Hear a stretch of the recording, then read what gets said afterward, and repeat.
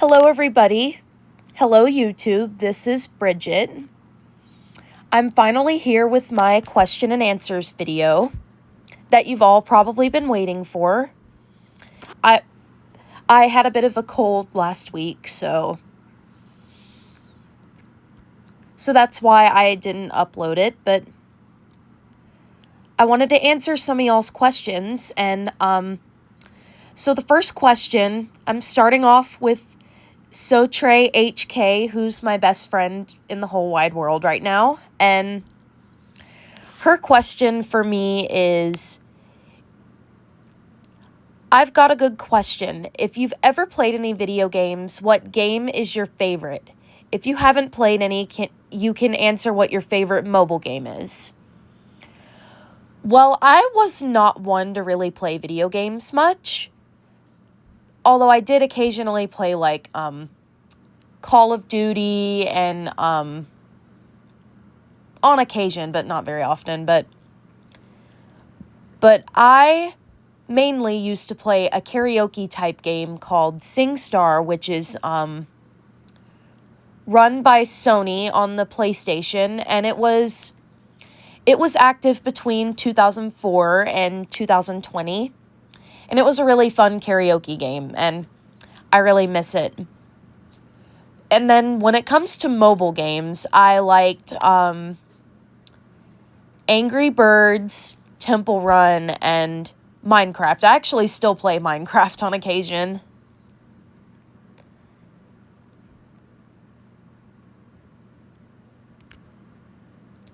So here is Horror Creativity 696.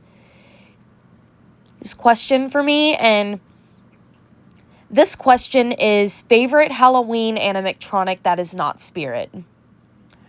Oh my gosh.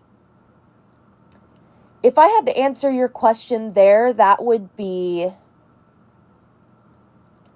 either, I think, Grandma, Grandpa, and Psycho Sam from the Distortions. Like, I remember going to see them in the stores when I was, like, really little. Possibly, like, when I was only, like, 6 years old. Like, I was so young when I saw them. All right. Here is Kaden, DCC Cat Chicks question. That is Caden, of course. I'm also really good friends with him, so you also get a shout out from me. So his question says, if you could own any old prop from Spirit Halloween, what would you own? That's like the easiest thing you've ever asked me. I still really want to get Bobby Strings, and he's probably still my favorite animatronic that Spirit Halloween has ever created.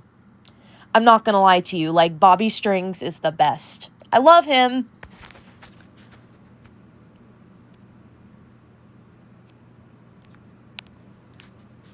All right.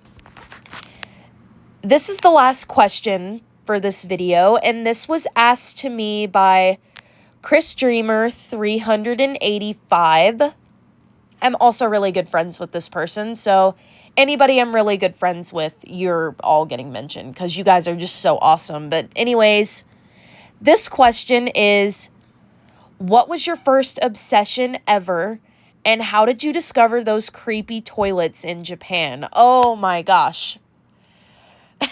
I'm so glad somebody asked me about this. So anyways, my first obsession technically was, there's been a lot of things I found on YouTube as a kid that I was obsessed with, so it's really hard to answer this exact one, but if I had to pick one, it would probably be the singing orange ball from Sesame Street with the lips. You know, she doesn't have any eyes or anything, but, you know, she has these big lips, and she sings a lot about, like, transportation, brushing your teeth, just a lot of different subjects. And Cecile was that character's name, and I love her. She had a really catchy theme song, and I still know all of her songs and the words to all of her songs to this day. And I was like in kindergarten when I discovered her. Long, long, long time ago. So anyways, back to the creepy toilets in Japan. I found the creepy toilets in Japan, especially that one with the head that moves towards you and yodels and kisses your knees. I found that one almost a year ago now. And I found it from Y Jordy. I'm going to mention her here as well because she's this lady who posts like all these different, creepy, weird animatronics like that, like around the whole world. And none of her videos have ever really scared me aside from the singing toilet, the singing big head that moves towards you. And that was in the women's bathroom, by the way, which makes that even creepier, but I discovered it from Y Jordy last year, and she posted about it again recently, which kind of blew my mind. But anyways, let me show you what this creepy toilet looks like for those who haven't seen it. Like, it is scary.